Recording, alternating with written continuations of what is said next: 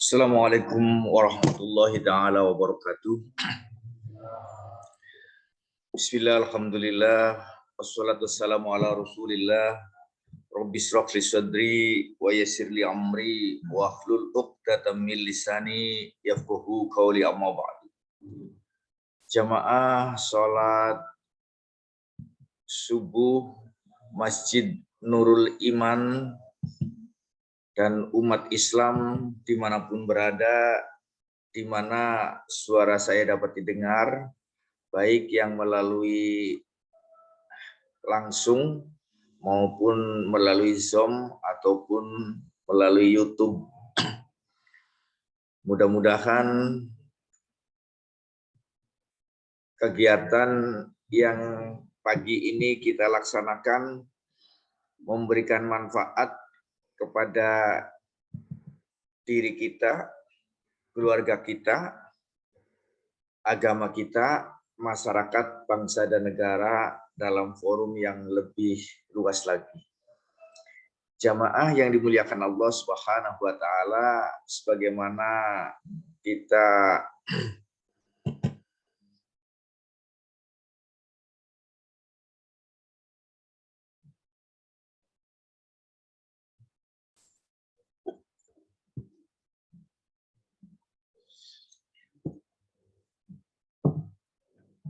lakukan bersama bahwa kegiatan kajian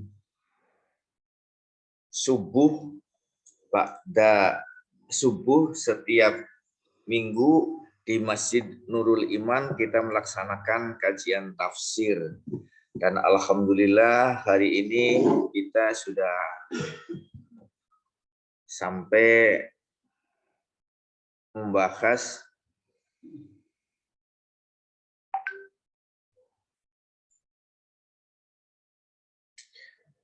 surah Hud ayat 35, kalau nggak salah terakhir kemarin 35. Kita akan teruskan ayat 36-nya. Jamaah yang dimuliakan Allah Subhanahu wa taala, sebelum kita teruskan ayat 36, mungkin ada yang mau ditanyakan terlebih dahulu agar pembahasan kita nyambung antara pembahasan sebelumnya dan pembahasan berikutnya. Jamaah yang dimuliakan Allah Subhanahu wa taala,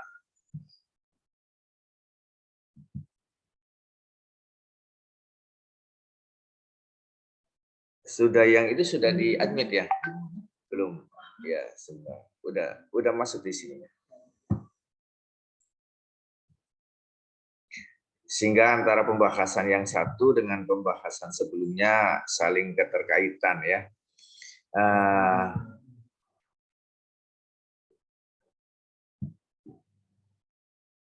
Bagi yang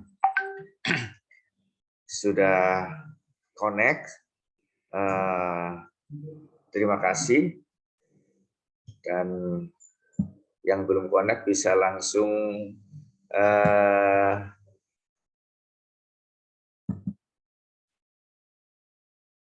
connect.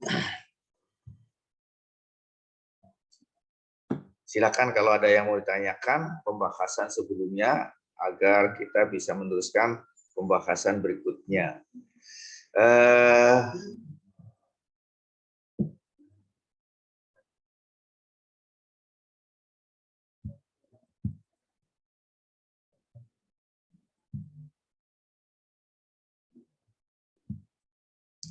Pembahasan yang sebelumnya ayat 35, am yaqulu naftarahu qul in iftaraituhu fa'alayya ijrami wa ana bari'um mimma tujrimun. Yang artinya bahkan mereka itu dalam hal ini orang kafir. Kemarin sudah saya sampaikan bahwa kalau dalam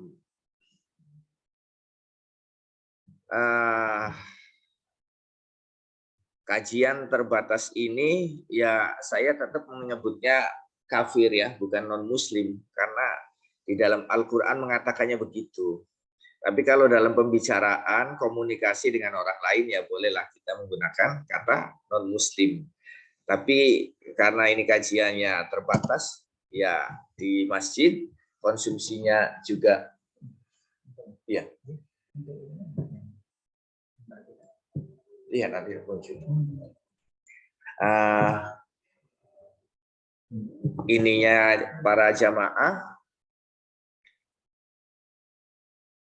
semuanya muslim, kita juga di kalangan muslim ya kita menggunakan kata kafir. Dan kata kafir itu bukan rasis, tapi memang Al-Quran mengatakan begitu. Iya, Al-Quran mengatakan begitu. Am yaqulu naftarohu kul in iftaraituhu fa alayya ijrami wa ana bari'um mimma tujrimun. Yang arti terjemahannya, bahkan mereka orang kafir berkata, dia cuma mengada-ada, katakanlah Muhammad, jika aku mengada-ada, akulah yang akan memikul dosanya. Dan aku bebas dari dosa yang kamu perbuat. Ini statement Nabi Nuh terhadap para kaumnya, karena kaumnya menuduh Nabi Nuh, apa yang disampaikan oleh Nabi Nuh itu mengada-ada. Maka Nabi Nuh mengatakan, kalau saya sampai mengada-ada atau ngarang sendiri atau atas kemauan sendiri, maka saya siap menanggung dosanya. Dan aku bebas dari dosa yang kamu perbuat. Karena apa? Karena tugas seorang nabi, bukan hanya Nabi Nuh, seorang rasul, bahkan seorang ulama sebagai warasatul anbiya, itu tugasnya hanya menyampaikan. Kalau tugas itu sudah disampaikan, soal orang mau mengikuti atau tidak, itu bukan menjadi tanggung jawabnya. Soal orang itu ternyata setelah diberitahu, jangankan mengikuti, tapi justru melecehkan. Bahkan seperti yang disampaikan oleh kaumnya Nabi Nuh, mengatakan bahwa apa yang disampaikan oleh Nabi Nuh itu cuman mengada-ada saja. Ya silakan saja. Tugas Nabi Nuh dan tugas para nabi yang lain, termasuk tugas para ulama, itu sudah selesai. Tugasnya hanya sampai di situ. Dan tentunya bersabar kalau menghadapi situasi dan kondisi semacam ini. Karena terus terang saja, apalagi saat ini, di saat ini itu mengajak kepada kebenaran itu tidak semudah yang dibayangkan. Saat ini justru kalau mengajak kepada kemungkaran banyak temannya, tapi kalau mengajak kepada kebenaran itu kemarin sudah saya sampaikan, kulil haq walau kana murron, katakanlah yang hak meskipun itu pahit. Tapi di dalam faktanya kalau orang yang berani mengatakan yang hak dalam kondisi semacam ini justru kadang-kadang berakibat pahit. Itu yang terjadi. Tapi wala asumir rahmatillah, kita tidak boleh ragu terhadap rahmat Allah. Katakan saja yang baik. Selanjutnya Allah lah yang insya Allah akan melindungi kita. Insya Allah Allah lah yang akan membimbing kita. Insya Allah Allah lah yang akan menjadikan penolong bagi kita. Maka kita jangan pernah ragu, wala tahinu wala tahzanu wa antumul a'launa in kuntum ta'lamun. Kita jangan pernah ragu, kita jangan pernah sedih. Kalau kita orang yang beriman, kita harus yakin segala sesuatu tidak akan pernah terjadi tanpa seizin Allah Subhanahu wa taala. Kita teruskan ayat berikutnya, yaitu ayat 36. Itu gambaran ayat sebelumnya yang sudah kita bahas panjang lebar pada minggu yang sebelumnya. Kita teruskan, wa uhiya ila nuhin annahu la yu'mina min qaumika illa man qad amana fala tabda'is bima kanu yaf'alun. Dan diwahyukan, ini artinya saja ya. Kita tidak membahas tafsir seperti di pesantren karena kita juga tidak akan ada ujian. Kita hanya mengimplementasikan firman Allah di dalam kehidupan sehari-hari. Kalau kita membahas tafsir seperti di pesantren sudah bukan waktunya lagi. Karena dibahas huruf demi huruf. Tapi implementasinya yang kita tekankan di dalam pembahasan ini adalah implementasinya bagaimana firman Allah di dalam kehidupan sehari-hari. Karena terus terang saja kita seorang muslim meskipun sudah diwasiati oleh Rasulullah Shallallahu Alaihi Wasallam, taraktu fikum amraini fa in tamassaktum bihima lan tadullu abada. Saya tinggalkan dua hal kepada engkau, yaitu Al-Quran dan hadis. Barang siapa yang berpegang kepada keduanya, insya Allah tidak akan pernah tersesat untuk selamanya. Ini pesan Rasulullah Shallallahu Alaihi Wasallam sebelum Rasulullah wafat. Tapi apa yang terjadi, justru kita sebagai seorang muslim bukannya memegang teguh kedua pesan tersebut, memegang teguh kepada Al-Quran dan hadis, tapi justru menghindar, bahkan menjauh terhadap Al-Quran dan hadis. Dan tidak memanfaatkan Al-Quran dan hadis sebagai hudan. Buktinya apa? Buktinya Al-Quran dan hadis, bahkan orang yang sudah membaca, bahkan orang-orang yang sudah setiap hari membaca Al-Quran dan hadis, itu pun tidak menjadikan Al-Quran dan hadis sebagai petunjuk, tapi masih digunakan sebagai alat untuk mendapatkan pahala. Karena apa? Itu juga saya selalu meluruskan kepada teman-teman saya, para ustadz, para kiai, para ulama, para pendakwah, tolong jangan ajarkan terus kepada jamaah kita supaya mencari pahala dari membaca Al-Quran. Tapi ajarkanlah Al-Quran itu sebagai hudan, sebagai petunjuk agar bermanfaat. Bagaimana mungkin kita hidupnya sesuai dengan Al-Quran dan hadis kalau kita sendiri tidak tahu tentang Al-Quran dan hadis? Tahunya kalau membaca Al-Quran dan hadis ya kita mendapatkan pahala. Padahal Al-Quran dan hadis itu perintah Allah dan Rasulnya adalah hudan, sebagai petunjuk.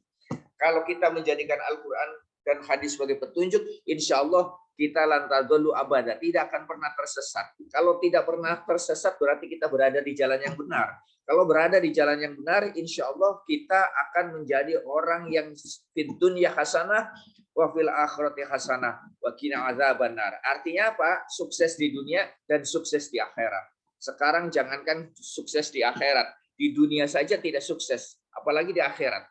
Untuk itu mari kita rubah mindset bahwa Al-Quran dijadikanlah petunjuk agar setiap huruf, setiap lafaz, setiap kata, setiap kalimat itu menjadikan sesuatu yang bermanfaat bagi kita dan menjadikan kita hari ini lebih baik dari hari esok. Loh, kok hari ini lebih baik dari hari esok? Ya, saya selalu menggunakan kata itu. Kalau umumnya orang mengatakan hari ini harus lebih baik dari hari kemarin. Hari esok harus lebih baik dari hari ini. Kalau saya hari ini harus lebih baik dari hari esok. Artinya apa? Kalau bisa dikerjakan hari ini, kenapa hanya harus nunggu esok ya? Jadi hari ini harus berbuat yang terbaik. Kalau ternyata besok kita diberikan hidup lagi, ya harus berbuat yang terbaik lagi. Itu maknanya. Jadi insya Allah kalau kita berpedoman kepada Al-Quran dan hadis, hari ini harus lebih baik dari hari esok. Itu harusnya. Karena apa? Ini janji Allah. Tapi karena kita tidak berpedoman pada Al-Quran dan hadis, kita berpedomannya malah justru pada pedoman-pedoman lain. Kita menjauh. Akhirnya apa? Akhirnya mohon maaf saja dalam beberapa hal umat Islam jauh ketinggalan daripada umat lain. Bahkan kalaupun maju justru bukan sumbernya dari Al-Quran. Jamaah yang dimuliakan Allah Subhanahu wa taala, wa uhiya ila nuhin annahu layyumina min qaumika illa man qad amana fala tabta'is bima kanu yaf'alun. Artinya, dan diwahyukan kepada Nuh, ketahuilah tidak akan beriman di antara kaummu kecuali orang yang benar-benar beriman saja. Karena itu janganlah engkau bersedih hati tentang apa yang mereka perbuat. Ini ayat 36-nya menjelaskan atau meneruskan penjelasan ayat 35. Makanya kalau kita paham terhadap Al-Quran, itu insya Allah membaca Al-Quran nggak mau berhenti. Karena apa? Karena ya mohon maaf saja, seperti cerita bersambung. Jadi ya mohon maaf saja nih, saya bukan menyamakan Al-Quran dengan komik ya. Dulu sebelum zaman modern kayak gini ada cerita Kopingho ya. Itu kalau membaca cerita Kopingho, terus selesai satu buku, buku berikutnya. Karena apa? Ceritanya bersambung kayak gitu. Kalau nggak diteruskan, ya nggak ngerti ceritanya. Jadi Al-Quran pun begitu. Al-Quran itu kalau dibaca, diresapi dengan benar, maka akan menjadi petunjuk otomatis dengan sendirinya. Karena satu kayak ayat dengan ayat berikutnya itu saling bersambung. Perhatikan di sini, pada ayat 35 di mana Nuh mengatakan bahwa setelah Nuh dikatakan bahwa dirinya itu mengada-ada, lalu Nuh mengatakan bahwa kalau saya mengada-ada, ya biar saja. Apa namanya, saya yang akan menanggung dosanya, dan saya tidak akan menanggung dosa kamu. Kira-kira begitu. Karena Nuh itu ya sebagai manusia biasa merasa tidak nyaman dilecehkan begitu oleh umatnya. Jadi Nuh mengatakan bahwa apa yang saya katakan ini benar. Tapi kalau kamu mengatakan bahwa apa yang saya katakan ini mengada-ada, biarlah saya yang mengandung dosanya. Dan saya tidak akan menanggung dosa kamu. Karena apa? Saya sudah melaksanakan apa yang Allah perintahkan kepada saya. Yaitu apa? Untuk berdakwah, untuk menyampaikan firman Allah, untuk menyampaikan, mengajak kepada umatnya, untuk bertauhid kepada Allah Subhanahu wa Ta'ala. Ini kemarin juga sudah kita bahas, bertauhid kepada Allah Subhanahu wa Ta'ala itu zaman Nabi Adam sampai zaman Rasulullah Shallallahu Alaihi Wasallam, Muhammad Rasulullah Shallallahu Alaihi Wasallam itu ya tauhid, ya Tuhannya satu. Tuhan itu tidak pernah ganti-ganti ya nggak. Oh Tuhannya Nabi Adam, ini Tuhannya Nabi Nuh, ini Tuhannya Nabi Muhammad, ini bukan. Tuhannya dari Nabi Adam sampai dengan Nabi Muhammad itu cuma satu, Tuhan kita satu. Alam semesta ini cuma satu, tidak pernah berubah. Tuhannya tidak pernah berubah. Rasulnya memang berganti, tapi Tuhannya itu tetap satu. Jadi kalau ada yang Tuhannya merasa berbeda, itu harus dipikir ulang. Kenapa mereka bisa punya Tuhan yang berbeda ya? Sama, mohon maaf saja. Kita juga kan orang tua kita tidak pernah ganti. Orang tua kita ya satu, nenek moyangnya kita satu. Kita teruskan ya. Jadi di ayat 36, wa uhiya ila nuhin annahu la yu'mina. Ya. Ini kalau kita membahas tafsir, kenapa tidak dibaca la yu'minu gitu kan? Tapi karena kita kan untuk apa ya? Membahas itu orang kita tidak akan ujian ya. Kita yang penting bagaimana Al-Quran itu bisa menjadikan petunjuk bagi kita. La yu'mina min qaumika illa man qad amana fala tabta'is bima kanu yaf'alun. Dan diwahyukan kepada Nuh, ketahuilah tidak akan beriman di antara kaummu.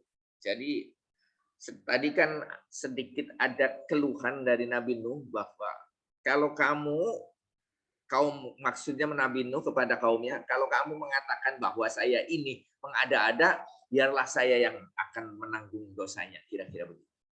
Tapi saya sudah selesai karena tugas yang diberikan kepada saya untuk mentauhidkan, sudah saya laksanakan. Makanya apapun yang kamu lakukan, beriman atau tidak beriman, saya tidak menanggung dosanya. Kira-kira Nabi Nuh begitu. Lah ini kan manusiawi sekali. Setelah itu lalu Allah menasihati, wa uhiya ila Nuh, wa uhiya artinya Allah memberikan nasihat, memberikan wahyu kepada Nabi Nuh, annahu la yu'mina min qaumika illa man qad amana fala tabta'is bima kanu yaf'alun. Ketahuilah tidak akan beriman di antara kaummu. La yu'mina min qaumika, tidaklah beriman kepada kaummu. Tidaklah beriman kaummu. Artinya tidak semuanya akan beriman, tidak semuanya akan mengikuti, tidak semuanya akan baik. Begitu juga kita di dalam hidup dan kehidupan sehari-hari. Jangan pernah berharap bahwa semua yang kita harapkan itu kita akan dapatkan. Tidak semuanya, bahkan mungkin hanya sebagian kecil saja. Ini nabi, seorang nabi pun begitu. Makanya Allah menenangkan Nuh. Udah, jadi tugasnya sudah dilaksanakan semua. Artinya Nabi Nuh itu sudah melaksanakan apa yang diperintahkan oleh Allah. Kalau soal hasilnya itu bukan urusannya Nabi Nuh. Nah, ini berlaku juga kepada kita. Yang penting adalah usaha. Maka dalam hidup itu ada yang diperintahkan, ada yang ditetapkan. Kita kerjakan yang diperintahkan. Soal yang ditetapkan itu urusan Allah. Contoh. Yang diperintahkan oleh Allah adalah mencari rezeki. Itu diperintahkan. Sedangkan dapatnya atau tidak dapatnya atau besar atau kecilnya itu adalah ditetapkan oleh Allah. Kita jangan ngurusi itu urusan Allah. Tugas kita hanya menjalankan. Yang diperintahkan itu mencari, bukan menentukan besar kecilnya, dapat atau tidaknya, bukan. Nah, ini kadang-kadang kita justru masuk ke dalam ranahnya kekuasaan Allah. Kekuasaan Allah menetapkan, kewenangan kita itu hanya menjalankan perintah Allah. Perintahnya apa? Mencari rezeki. Soal dapat atau tidak itu bukan urusan kita. Itu urusan Allah.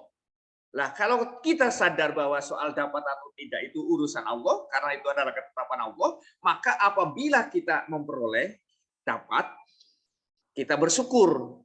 Tapi apabila belum, kita tidak ngeluh. Kita bersabar. Orang Islam menghibur diri dengan bersabar. Itulah bedanya antara orang yang beriman dengan orang yang tidak. Kalau berhasil, mengklaim, ini adalah keberhasilan diri kita. Itu orang yang tidak beriman. Nah, sudah berhasil bukan hanya diklaim bahwa ini adalah usaha kita, tapi digunakan di jalan maksiat kepada Allah.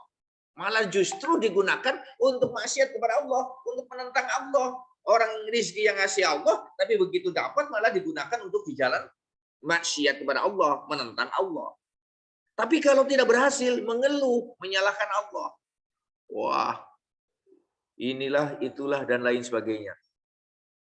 Saya tidak merasa menentang Allah. Kata siapa ya? Tidak pernah merasa menentang Allah. Pagi-pagi mau berangkat kerja, tiba-tiba hujan. Aduh, pagi-pagi hujan. Itu sebetulnya secara tidak langsung menentang Allah. Loh, kok ngatur Allah mau dikasih hujan atau tidak kan? Pernah nggak kita terbersit ngomong kayak gitu? Aduh, pagi-pagi kok hujan ya? Itu sebetulnya menentang Allah secara tidak sadar. Makanya Al-Quran mengatakan bedanya antara iman dan kafir itu tipis sekali. Kita memang kadang-kadang tidak sengaja itu ngomong kayak gitu. Tapi itu sebetulnya adalah secara tidak langsung ekspresi kita menentang Allah. Karena Allah sudah menentukan hujan kok. Ini. Ya kalau hujan pagi-pagi alhamdulillah, ya enggak? Nah. Gimana?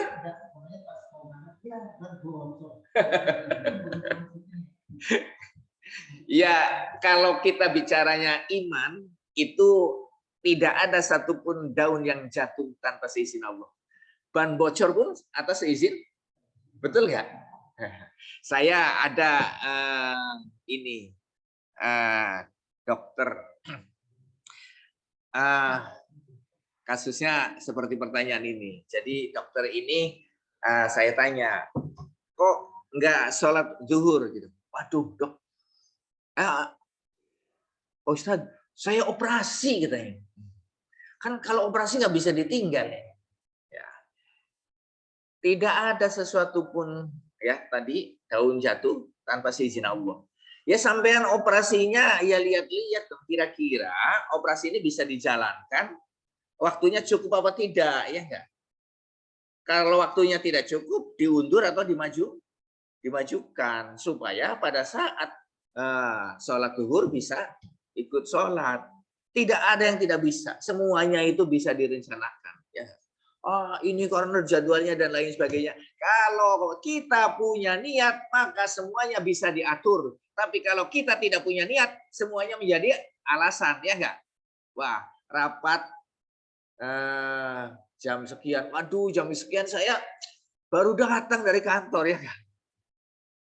Dikasih rapatnya hari Minggu. Ya. Waduh, hari Minggu mau untuk acara keluarga dan lain sebagainya. Alasannya itu 1000 alasan. Jadi kalau orang yang tidak niat maka semuanya bisa jadi alasan. Tapi kalau orang niat bisa. Jamaah yang dimuliakan Allah Subhanahu wa taala, kita berada di sini pagi ini karena ada niat. Kalau tidak ada kan enakan di rumah tiduran, ya enggak?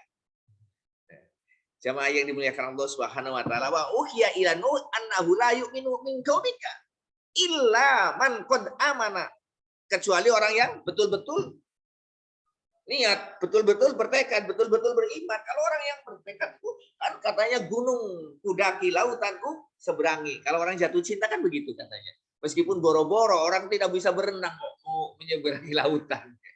Tapi tekadnya begitu. Gunung kan kudaki, lautan diseberangi. Tapi memang benar pada saat kita ini, mohon maaf saja, kalau niat betul mungkin begitu, lautan pun diseberangi. Itu kalau ada niat. Tapi kalau tidak ada, jangankan lautan, got pun nggak mau lewat, ya nggak? Fala tabtais bima kanu yaf'alun. Karena itu janganlah engkau bersedih hati. Ya, kalau karena itu janganlah engkau bersedih hati. Ini nasihat kepada Nuh. Ini Al-Qur'annya begitu, tapi sebetulnya kan nasihat kepada kita, ya nggak? Itulah yang disebut hidayah. Itulah yang disebut petunjuk. Bahwa kok kalau begitu kita tidak boleh kecewa. Loh, kata siapa? Tidak ada satupun ayat yang mengatakan tidak boleh kecewa. Tapi Allah hanya mengatakan jangan bersedih hati, artinya wala tahinu wala takzanu wa antumul a'launa in kuntum ta'lamun. Janganlah kalian bersedih hati. Ya, jangan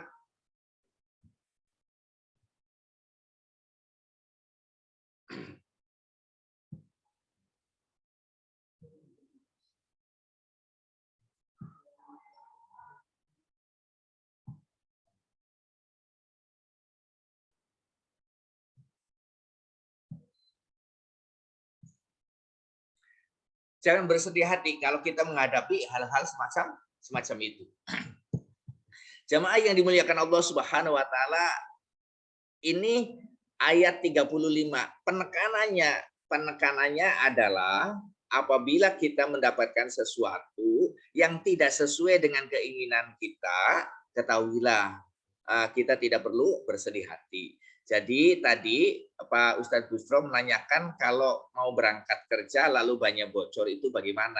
Ya sudah, nikmati saja. Kenapa tadi malam saya tidak ngecek ban, ya enggak? Tidak begitu. Iya kan? Karena bocor itu tidak tiba-tiba. Minimal ini. Kalau tadi malam saya ngecek ban sebelum tidur kan saya tahu bahwa bannya itu bocornya mulai jam berapa. Kan siapa tahu kalau masih sore masih bisa diatasi. Artinya apa? Tidak ada sesuatu yang tanpa direncanakan. Semuanya sebetulnya sudah direncanakan. Jamaah yang dimuliakan Allah Subhanahu wa taala, ayat 37-nya wasna'il fulka bi'ayunina wa wahyina wala tuqatibni fil ladzina zalamu innahum mughraqun wasna'il fulka bi'ayunina wa wahyina wala tuqatibni fil ladzina zalamu innahum mughraqun. Dan buatlah kapal itu dengan pengawasan dan petunjuk wahyu kami. Dan janganlah engkau bicarakan dengan aku tentang orang-orang yang zalim. Sesungguhnya mereka itu akan ditenggelamkan. Nah, ini setelah satu proses pekerjaan dilaksanakan dan hasilnya tadi ternyata mengecewakan. Proses pekerjaan itu apa? Perintah Allah kepada Nabi Nuh sudah dikerjakan oleh Nabi Nuh, tapi hasilnya mengecewakan. Apa yang disebut mengecewakan? Karena tidak seluruh umatnya itu mau mengikuti, bukan hanya tidak mau mengikuti, tapi justru malah melecehkan.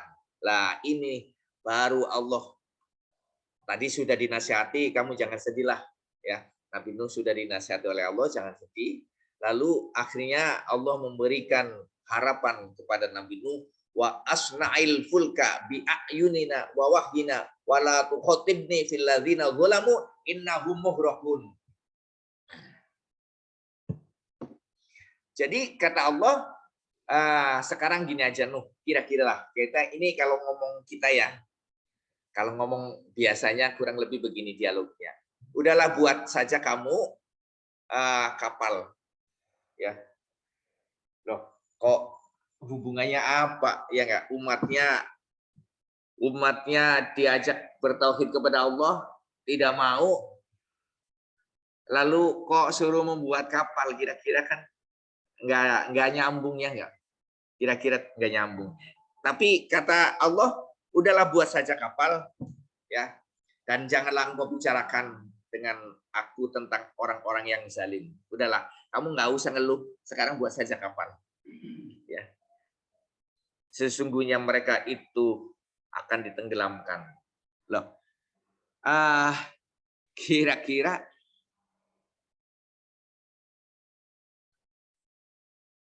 kalau akal sehat, akal normal kita kira-kira nyambung nggak dengan ayat ini? Ya. Kok solusinya dengan kondisi yang seperti itu kok suruh membuat kapal? Dan katanya dengan membuat kapal itu Allah akan menenggelamkan kaum yang tidak beriman, kaum-kaum yang zalim. Sementara waktu itu kondisinya boro-boro ada air, boro-boro hujan, cari air aja sudah susah. Ini makna salah satu makna yang bisa kita petik. Waktu itu kiai saya mengatakan kepada saya, tahu nggak? Ini sesuatu yang mustahil, tapi akan menjadi kenyataan. Itu juga dalam kehidupan kita sehari-hari. Kadang-kadang kita menghadapi sesuatu yang tidak masuk akal, tapi kalau kita beriman yakin bahwa itu akan terjadi. Ya. Pernah nggak kita mengalami dalam hidup? Oh, kayaknya semua gelap, semua jalan tertutup, ya nggak? Tapi kita tidak boleh putus asa. Karena apa? Kita punya Allah, yakin. Kalau Allah menghendaki, semua yang tadinya gelap akan terang. Semua yang tertutup akan terbuka. Yakin. Ada yang mengatakan bagaimana mungkin. Karena perlu diketahui bersama oleh kita, pada saat kita sedang menghadapi suatu masalah, kayaknya begitu berat. Kalau kita sedang punya masalah, kayaknya begitu semuanya berat. Makanya mohon maaf saja, ada nggak orang yang bunuh diri? Ada nggak? Itu karena tidak beriman, karena menganggap semua gelap. Sementara, ya mohon maaf saja, kadang-kadang orang itu sebetulnya ngobrol atau ngomong atau cerita kepada orang lain, maksudnya supaya ada pencerahan, ada solusi. Tapi orang yang lain yang diajak ngomong, kadang-kadang merasa bukan kebutuhannya, malah justru merasa bahwa itu malah beban bagi dirinya. Makanya tidak mau mendengarkan. Padahal seandainya orang itu ada yang ngajak ngomong kepada orang lain, ada saja yang mau mendengarkan saja sudah alhamdulillah.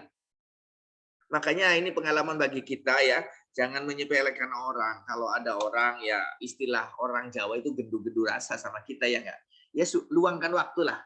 Hanya sekedar mendengarkan. Yang penting orang itu bukan menceritakan kejelekan orang lain ya enggak. Kalau orang itu sedang menceritakan tentang persoalan yang dihadapi atau kesusahannya, apa sih ruginya kalau sekedar kita mendengarkan? Siapa tahu dengan kita cuma mendengarkan saja itu menjadikan solusi bagi dia. Tapi saya tidak menganjurkan itu. Kalau kita mempunyai masalah, saya menganjurkannya datanglah kepada Allah. Karena apa? Karena bisa saja meskipun itu orang terdekat kita, meskipun itu orang baik, meskipun itu adalah orang kepercayaan kita, tapi tidak setiap saat orang itu dalam kondisi baik. Siapa tahu kita maksudnya cuma mau ngomong sedikit saja masalah beban hidup kita, ternyata mereka pun sedang punya beban hidup yang lebih berat. Sehingga begitu ada orang yang ngomong seperti itu, dia menolak. Karena dia sendiri sedang punya beban. Itu karena manusia. Akhirnya apa? Akhirnya ya sama-sama mempunyai beban, sama-sama frustasi, sehingga kalau kita tidak beriman, kadang-kadang mengakhiri dengan cara yang tidak benar. Itu yang terjadi. Nah ini kan Nabi Nuh, Allah langsung yang memberikan solusi. Begitu juga kita, sebetulnya kalau kita mintanya kepada Allah, Allah pasti akan memberikan solusi kepada kita. Nih Nabi Nuh dikasih solusi bahwa udahlah, kamu buat saja kapal. Nanti orang-orang yang zalim itu urusan kita, kira-kira urusan saya. Kata Allah kira-kira begitu bahasanya. Maka wa asna'il fulka bi ayunina wa wahyina wa la tukhatibni bil ladzina zalamu innahum muhraqun. Saya akan tenggelamkan itu orang-orang yang zalim. Wah, pada saat Nabi Nuh melaksanakan perintah Allah, ya, wa yasna'ul fulka wa kullama marra alaihi mala'um min qaumihi syahiru minhu qala in tasquru minna fa inna nashkuru minkum kama tashkurun.